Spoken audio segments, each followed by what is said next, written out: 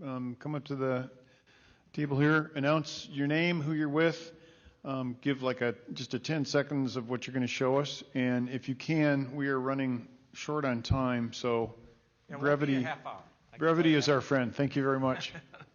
I'll try to go as quickly as possible. First of all, thank you very much for taking the time to hold this hearing, and I appreciate having the opportunity to speak. So thank you very much.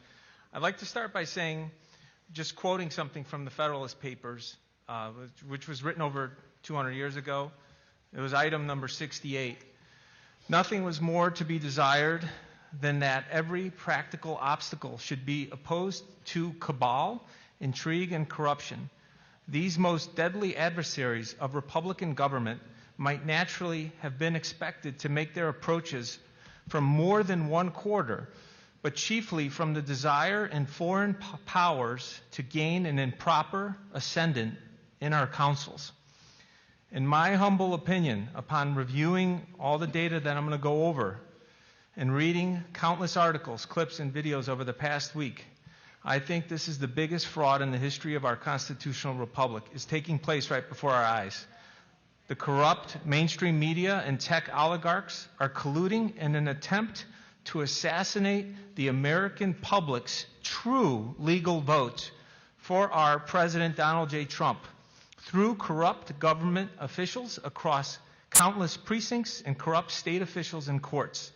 The evidence will show that President Trump surpassed both FDR and Reagan in the percentage of legal votes, topping 60% when this crime is unveiled.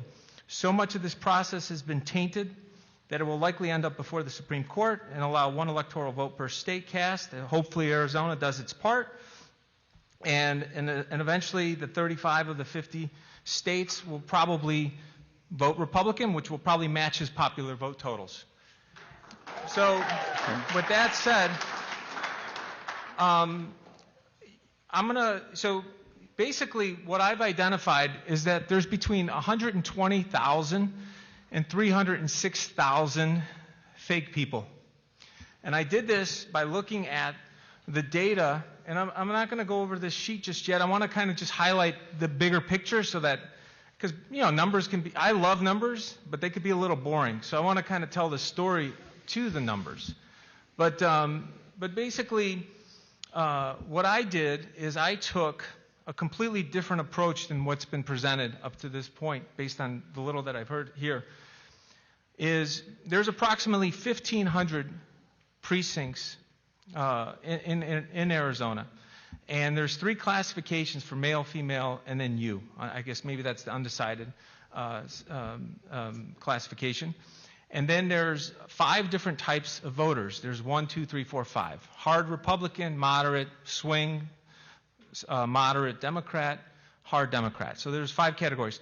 And what I did is I looked through the age rolls, so 18 to 100, and I basically created a unique bucket, so to speak, for each of those classifications. So it turns out there's about 980,000 plus unique Arizona voters. And the way what I did is I didn't look at the total, I looked at the number of registered voters in the state.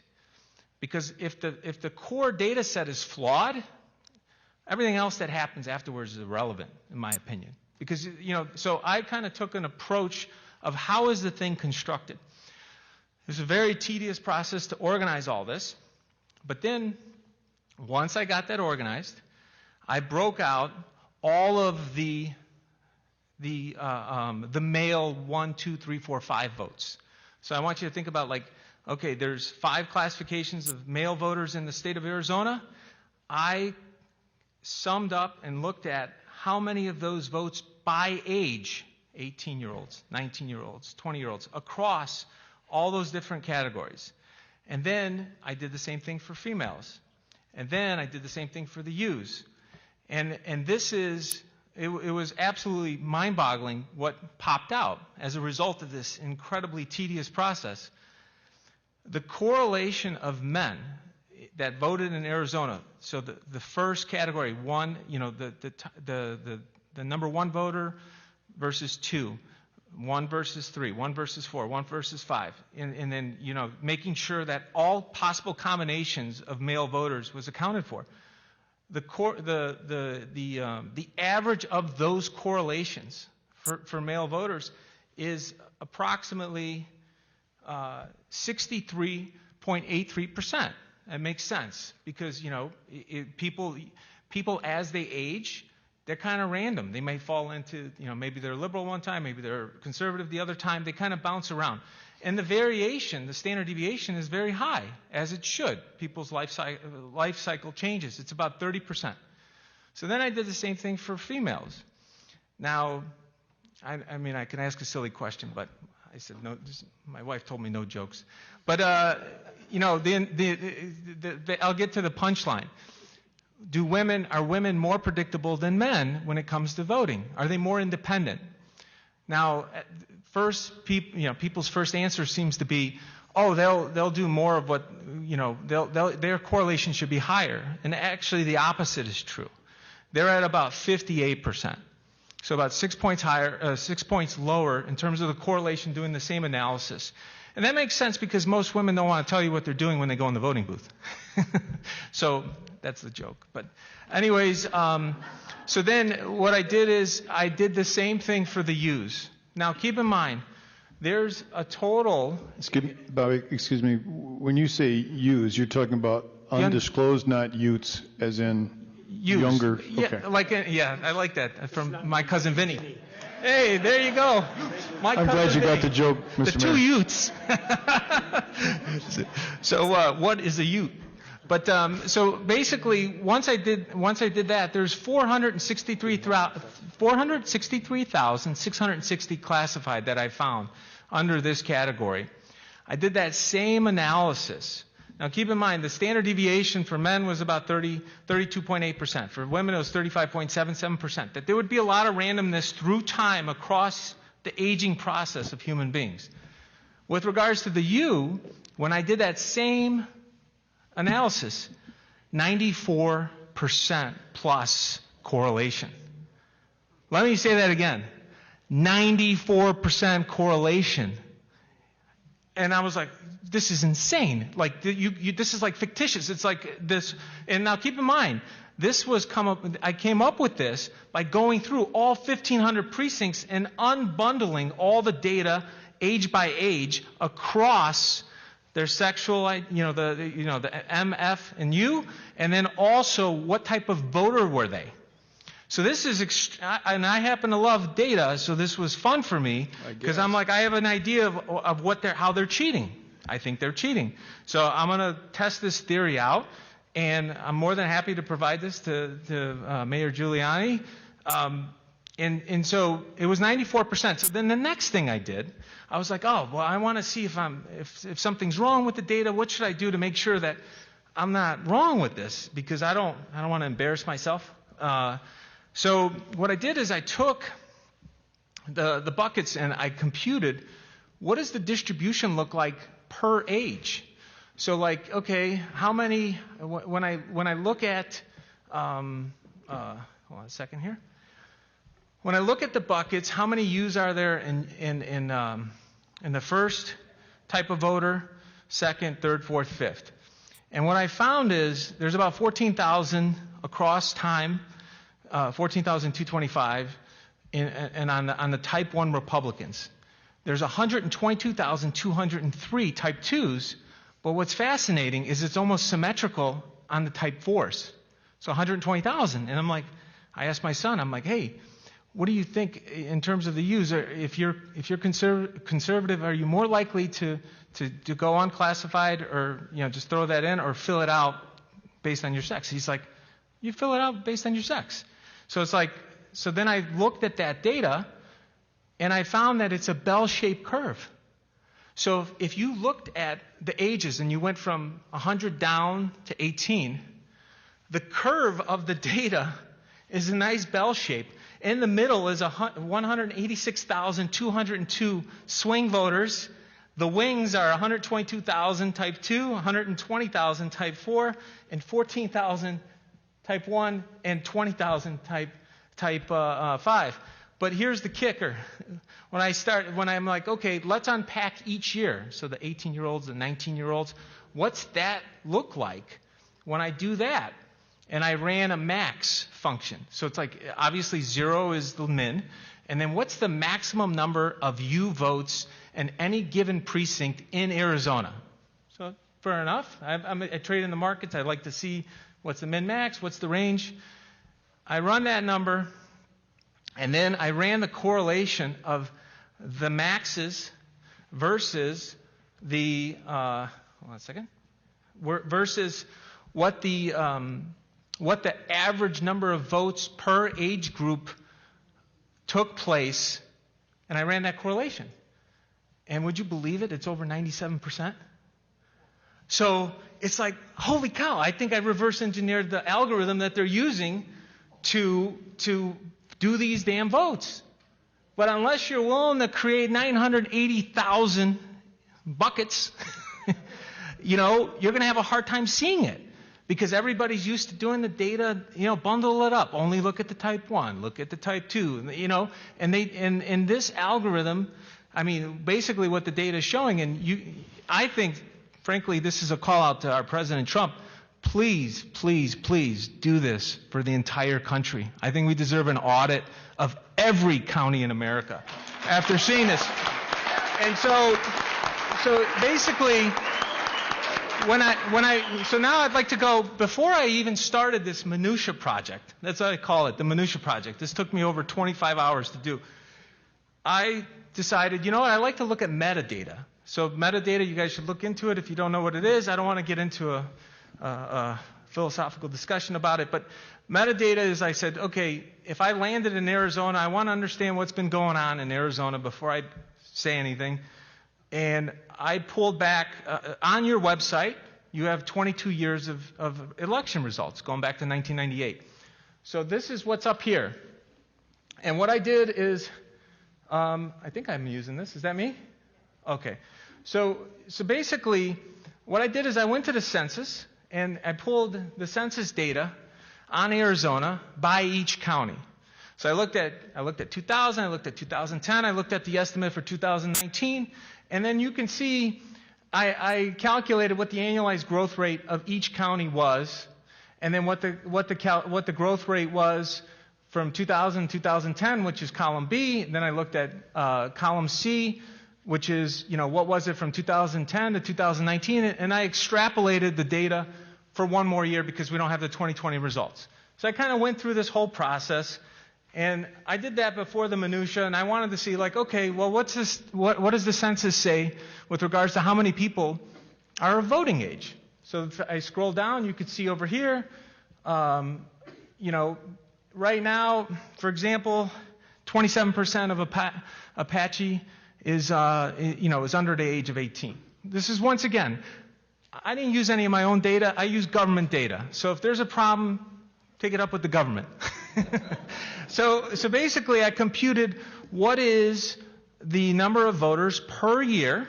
Now, keep in mind, since the census doesn't come out every year, I had to fill in based on the annualized growth rate between each census and kind of adjust it accordingly, because I don't want to just spitball it.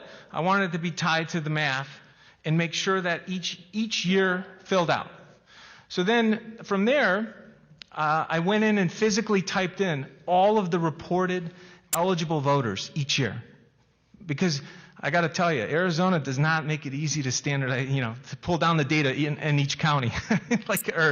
Anyways, I had to go physically do this, which is time consuming, but I thought it was extremely important for what I was asked to do. So I did that, and then I did the reported ballots cast, and then I did that each year for each of the 2-year cycles. And then I typed in the number of precincts that were reported. And then as I kind of do that, I came up with reported eligible voters as a percentage of total population. Once I did that, registered eligible voters as a percentage of voting age population. So here's where it gets interesting. So I kind of did that, and I'm like, okay, I concur with Dr. Shiva that I think voting fraud has been happening in this state and possibly nationwide much longer than the past 4 years. I'm looking at the data, and it looks as though it's going back to at least 2008. What are you guys going to do about it? I don't know. Okay. It's above my pay grade. So If we have any more of that, we'll ask to have you removed from the room. I've asked several times, please hold your comments. We've been okay with some applause, but the purpose of this hearing is to gather information. Let me be really clear about that. Mr. Pitton, if you can, I need to have you wrap this up within the next couple of minutes, okay? I will. I'll wrap it up right now. Can I grab one of these waters now? Is that all Beg right? pardon? Is that? Yeah, help Thank yourself. you. So basically, what I did is I looked at the 2000 presidential election, 2004, 2008, and I looked at all the eligible voters, and that's in column S here. And I said, okay, how many eligible voters showed up to vote in those 3 presidential cycles? Then I tied it to 2008, 12, 16 as a pivot. And I said, wow, it went from 79% in Apache to 86.93%. But then the change from the average of 2008, 12, 16 presidential cycle went from 87% to 99% of all eligible voters in Apache voted in 2020 is what the data is. You know, that's how many registered voters there are. It's like, what? 99%? So since I'm in a little bit of a rush, I went through and did that for each of the counties and showed what the results look like in each respective presidential year, the 3 years, and then the off years to compare those two numbers. And the correlation, once again, the difference between those 2 years, the difference between those 2 years, if it's a presidential cycle versus a regular cycle, there's about an 88% correlation. That should give you some idea of how meaningful that 94% was. And I went through and did that. Same thing with the ballots cast as a percentage of the total population, and ballots cast as a percentage of Arizona population, and a couple of things I want to highlight since I'm running out of time. The population of Arizona has gone up by about 1% per year the past decade. The number of people voting per year has gone up by about 7% per year. Now that may not seem like a big deal. It may not seem like a big deal. But if you had $100,000 and you invested it at 1% after a decade, you'd have $111,000. But if you had $100,000 But if you had $100,000 and you invested it at 7% for a decade, you'd have $195,000. Wait a second. So it's like, wait a second. How is it that you have 95,000 versus 11,000? So when you look at the differential growth rates, that's how meaningful it is. That this has been occurring going back a decade. It's almost, somebody was maybe cheating a little bit somewhere, and then they needed to cheat a little bit more, and then they needed to cheat a little bit more. And the reason why I say this is, being in the financial markets my whole career, Sarbanes-Oxley, remember that? Everybody remember WorldCom and Enron? They had to sign. The CFO and the CEO have to sign the financials, the 10K and 10Q, which is enforced since the 1933 and 1934 Securities Act. Guess who was exempted from that act? Counties and states. Maybe they should be not exempted anymore. If you're going to sign something when billions of dollars are on the line, we should believe in the data. We have the CEOs get clawed back. We get the CFOs jail time. So if you cheat, there should be repercussions. And the laws are on the books for this. All we have to do is, here, I'll give you an example. If you're a CEO of a company and it's worth $20 billion and there's a fraud internally and somebody steals $1 billion, if you don't prosecute them and you don't uncover it and investigate it, you're violating your fiduciary responsibility, you're going to get fired, you're going to get sued, and the investors are going to take you through the ringer. But for some reason in politics, that doesn't happen, which is mind-boggling, because this country's worth $100 trillion. This election about controlling $100 trillion of wealth in the United States is very serious business. And so this is one of the reasons, so I'm kind of wrapping it up here because I know you asked me to cut it short. Mr. Pitton, can we do 60 seconds? 60 seconds. I think 60 Mr. seconds. Giuliani may have a question Okay. for you. So the population of Arizona has gone up by 40% since 2000. The number of voters in 1998 in Arizona was 1.1 million. It's 3.2 million today. So it's like tripled, but the population's up 40%. Something's off. Thank you, sir. Mayor Giuliani? If you could just tell us in your, in the simplest way possible, as an expert, what is your opinion as to the validity of the numbers that were certified today by the Secretary of State and the governor about this election? If I was an executive at a publicly traded company, I would never sign that because I risk jail time and having all my money taken from me in lawsuits. So to answer your question, I would never, ever have certified. I'd rather resign than have certified those results. So your professional opinion is that the numbers are fraudulent? I believe they're fraudulent based on the data. And my sister asked me a simple question this morning. She goes, how sure are you? And my sister's a pretty stubborn person like me. And I said, I'd be willing to put my life on it. I'm that sure about the analysis, assuming that the data that I got from the state and everything else was accurate. So, if you're giving me all inaccurate data from everywhere, then, that's my only caveat.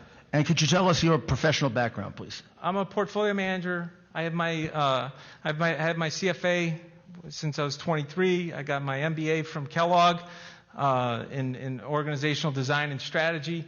I'm working on a financial engineering degree at the moment. I like math for fun. I believe math is the language of the universe. Well, thank you very much. Okay. Very helpful.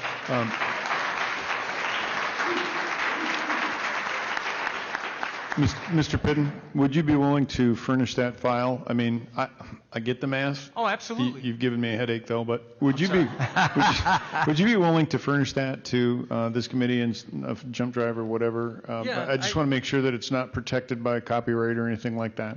And if at the same time, I believe Mr. Giuliani would probably like to have that. This is the drive right here. You can have it. With this data here. We'd rather copy it, but thank you very much. That's fine. You can have the drive. Very good. Thank you very much, sir. Okay. We would too, sir. Okay. All right. Thank you very much. Thank you. Next up.